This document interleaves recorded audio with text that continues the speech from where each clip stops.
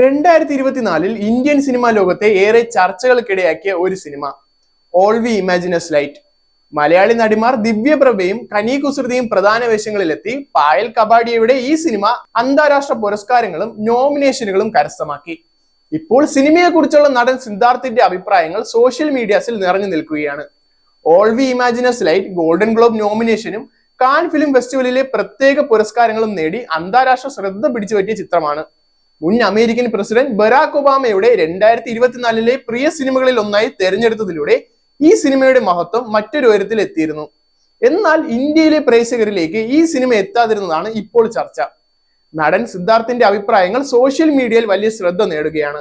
Cinema നല്ലതാണെന്ന് എല്ലാവരും പറയുമ്പോഴും പ്രേക്ഷകർ ഒരിക്കലും തിയേറ്ററിൽ ഈ സിനിമ കാണാൻ പോകുന്നില്ല എന്നാണ് സിദ്ധാർത്ഥിന്റെ പരാമർശം. തിയേറ്ററിൽ റിലീസ് സമയത്ത് ഒരാളും സിനിമ കാണാൻ എത്തിയില്ലെന്ന് സംവിധായിക പായൽ കബാഡിയെ പറയുകയും ചെയ്തതായി അദ്ദേഹം ചൂണ്ടിക്കാട്ടി.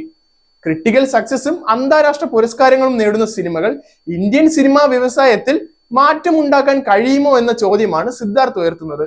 ചിത്രം നല്ലതാണെന്ന് ആസ്വാദകർ അംഗീകരിച്ചാലും കാണൽ സാധ്യത കുറവായാൽ അതിനുള്ള പരിമിതികൾ നിലനിൽക്കുമെന്നാണ് സിദ്ധാർത്ഥ് അഭിപ്രായപ്പെട്ടത്.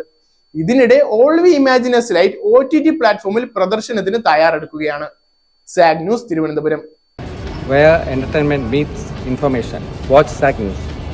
നേരിന്റെ വാർത്തകൾ നിങ്ങളുടെ വിരൽത്തുമ്പിലെത്താനായി സാഗ് ന്യൂസ് ചാനൽ സബ്സ്ക്രൈബ് ചെയ്തും ഷെയർ ചെയ്തും ഒരു ശരിയായ മാധ്യമ നിലപാടിനൊപ്പം നിൽക്കാൻ ഞങ്ങൾ നിങ്ങളെ ക്ഷണിക്കുന്നു.